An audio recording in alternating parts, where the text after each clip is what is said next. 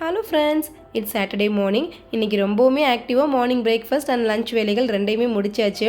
தம்பிங்களுக்கு வேறு festival ஹாலிடேஸாக 1 week கிட்ட school leave தான் விட்டுருக்காங்க.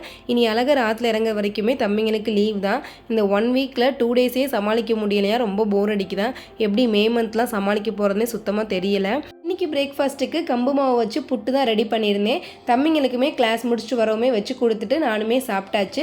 லஞ்சுக்கு பார்த்தீங்கன்னா நம்மளோட கார்டனில் மிளகு தக்காளி கீரை நல்லாவே வளர்ந்து வந்திருந்தது.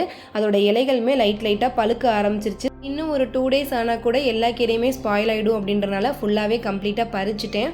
இன்றைக்கி லஞ்சுக்குமே இந்த கீரை போட்டு ஒரு பருப்பு சாதம் தான் ரெடி பண்ணியிருந்தேன். லஞ்ச் ப்ரிப்பரேஷனில் பாதி வேலைகள் இன்றைக்கி வைபுவோட தான். நான் சொல்ல அவன் தான் எனக்கு ஹெல்ப் பண்ணி கொடுத்துட்டு இருந்தான். 2 பேரும் சேர்ந்து ஒரு வழியாக பருப்பு சாதம் வச்சு முடிச்சாச்சு. நாளைக்கு மீனாட்சி திருக்கல்யாணம் அப்படின்றனால கோவிலுக்கு தான் போகணும். சரி, சாரியை மட்டும் ப்ளீட் எடுத்து வச்சிடலாமேன்ட்டு அந்த தான் பார்த்துட்டு இருந்தேன். இனி நாளைக்கு ஒரு vlogல பார்க்கலாம். பாய்.